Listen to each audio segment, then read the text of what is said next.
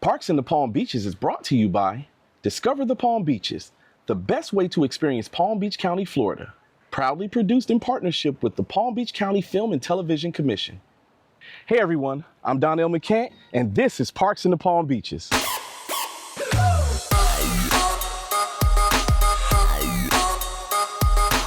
On this episode, we'll celebrate the winter solstice at the Celtic Winter Fair, get down and dirty at a local mud run, and step back in time at Du Bois Park. It's all right here, right now, on Parks in the Palm Beaches.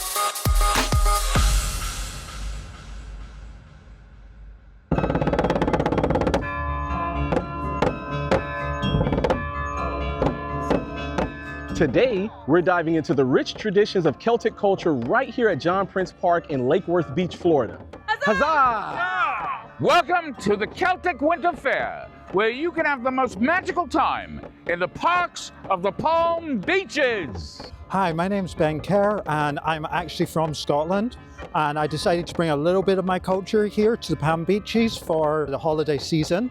And what we have here is the Celtic Winter Fair. Today is the winter solstice, and we're celebrating in true Celtic fashion with a fair with everything to do. So at the Celtic Winter Fair this year, we've got free sword fighting, free archery, free games from the Viking era. Santa Claus himself has come out to join us, and in the background you can hear the music of the carillon, one of the only traveling carillons, which is a bell organ in the United States. We've got fantastic dancers, fantastic musicians, a massive cast of characters willing to help you have the most wonderful holiday season.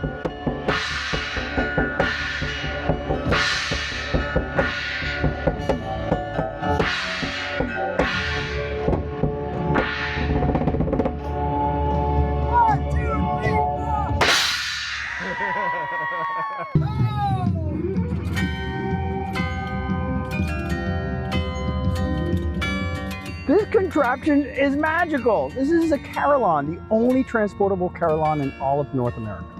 These bells actually came, they were rescued from an Episcopalian church in 1950, 25 bells, and then we sent them back to the Netherlands and had 10 more added, so we have these 35 beautiful bells cast of bronze. You know, this setup looks really similar to a piano. It's exactly like a piano. Wow. So thankfully, 500 years ago, they were pretty smart in laying out this keyboard. I see. So I have 35 bells. Now, sometimes I can chime a bell up here, or I can use the same corresponding note, say your right foot there. You can hit that. Yeah, Oh, wow. That's the same as this note here. So I have 35 bells and I can play them with either my hands or my feet. But it's really simple. To chime the bell would actually to hit the bell and let the clapper ring off the bell. So Wow. you try it. Wow. Here we go, and just add it together. Wow, wow, wow, wow. And you know what? I'm seeing elements of organ and piano blended because of the foot pedals. Yeah, totally. It's very much like an organ. The only thing is, like you pointed out earlier, the feet are the same notes as these. Wow. Unlike an organ would have additional notes. Exactly. More bass notes. Yeah. So if I were to carry these 12 extra bells with me, we would have to rent another park to put them all in. That sounds like a lot of work. Yeah. Heavy stuff. Heavy metal.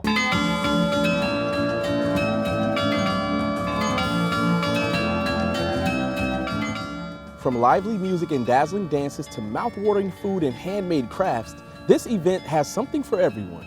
The Celtic Winter Fair is no ordinary Renaissance festival.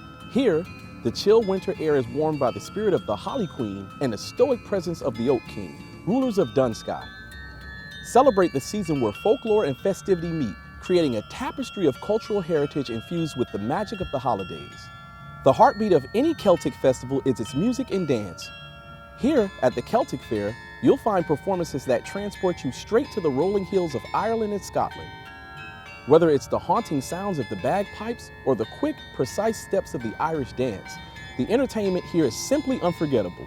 And don't forget to raise a glass to the festive spirit with some traditional ales or non-alcoholic favorites.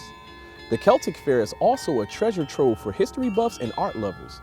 Take a stroll through the marketplace to discover beautiful handmade crafts inspired by ancient Celtic designs. And don't miss the historical reenactments, a fun way to experience the past coming to life.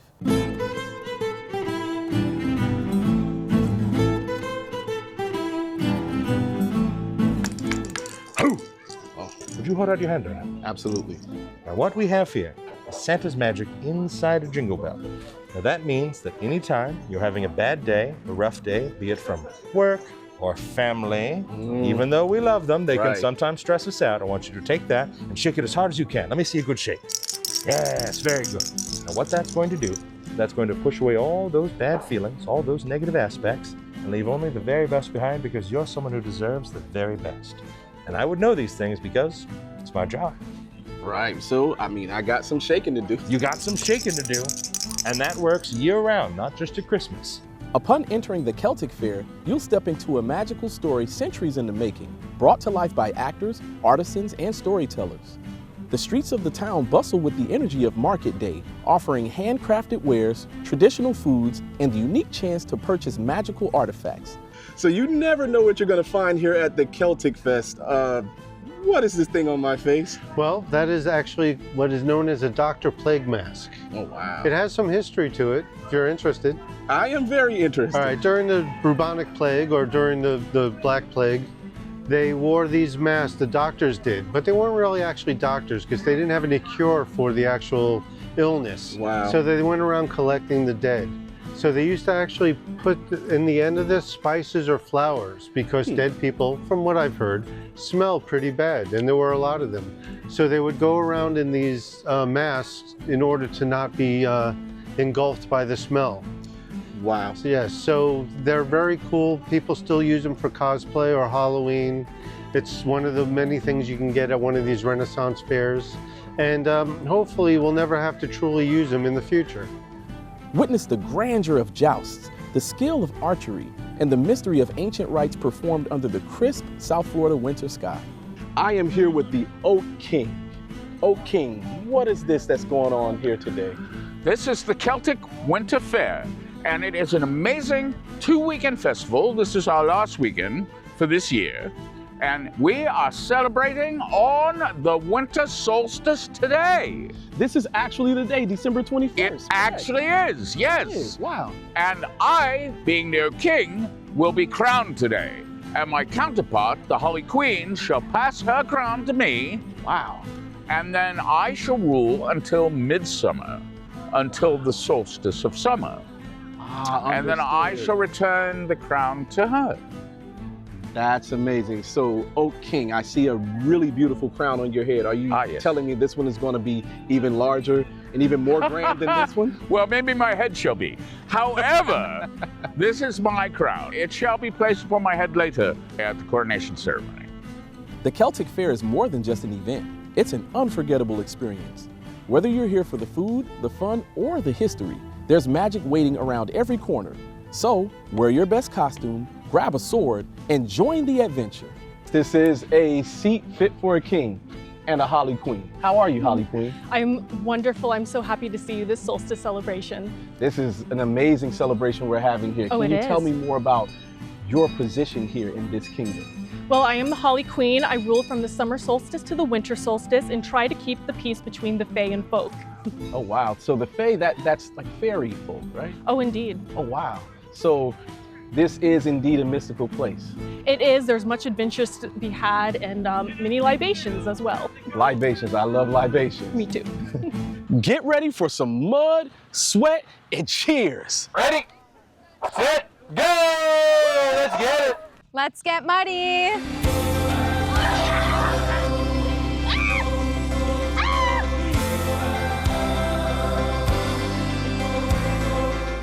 Today on Parks in the Palm Beaches, I'm diving headfirst into one of the messiest, toughest, but most exciting challenges out there.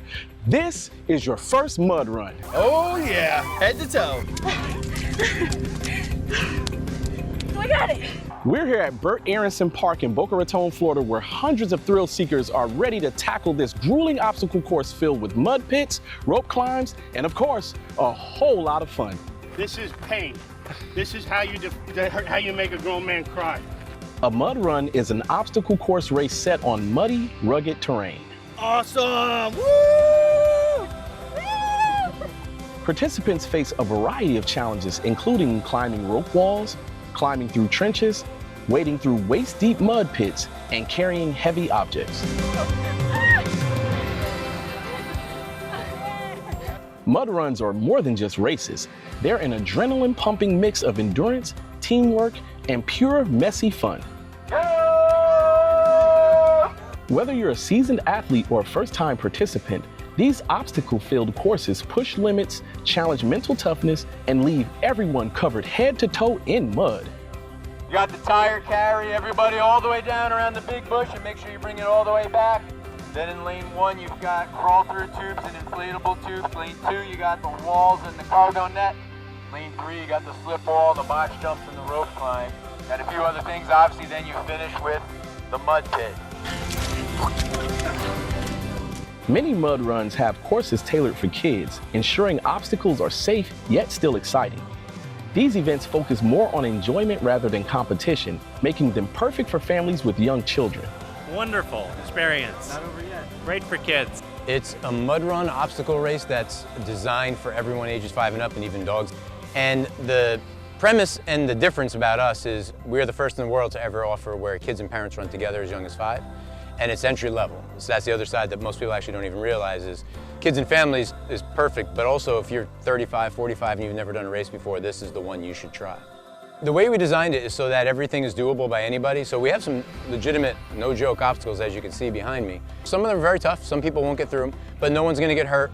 It's not intimidating, and there's no penalties, there's no first place, second place, everybody's just here to have fun. These kind of events are awesome. People get into a sport that they never even knew existed, and that's why I created it to begin with. Is I started doing all these races and Tough Mudder and Warrior Dash and Spartan Race and Savage Race, and they're hard, man. They're pretty darn hard, and there's no in-betweens, right? Meaning like they got the little kids version and they got the hard version. There's not much in the middle. So the reason that I think it's great is because it gets everybody out in the community to be together, have fun. It's really team building, and it gets them into a really fun sport that is really good. Just like, just like running, just like working out, but they probably wouldn't have done it otherwise because it's a bit intimidating to go to some of those other bigger events.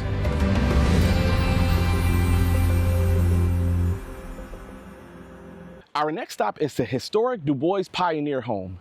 Built in 1898, this house tells the story of one of Jupiter's earliest families.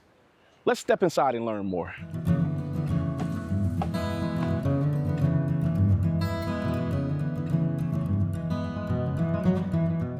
Located along the sparkling waters of Jupiter, Florida, Du Bois Park is a true hidden gem where history, nature, and adventure collide. Today, we're taking you on a journey through this breathtaking spot that offers something for everyone. The Du Bois family were pioneers of the area, and their home gives us a glimpse into what life was like over a century ago. The house was built on an ancient shell mound, which gives it a unique elevation and an incredible view of the park. Hi, I'm William Hopton. I'm one of the volunteer docents here at the Du Bois home. And I like to start my tours out here on the front porch because it gives us a sense of where we are. The home is built up on a shell mound built by the Haga Indians. The Indians were in this area for about 6,000 years. And they built this shell mound purposefully to get above the tides, to get up in the breeze, and to see their enemies coming. This is a typical pioneer home in Florida, built with Dade County pine. This is a New Jersey shore style home. It was Victorian shingle in nature.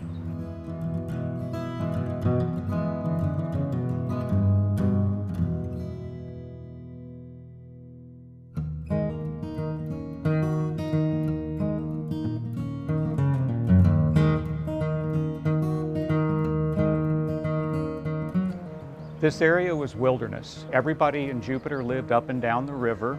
The river actually flowed at the bottom of the steps when you arrive at the home at the time. There was plentiful fish, oysters, clams, game was available.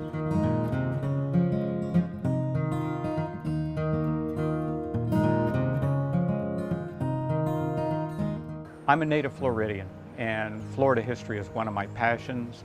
I enjoy sharing the history of the Du Bois home with our guests. This home has a rich history, as does the area.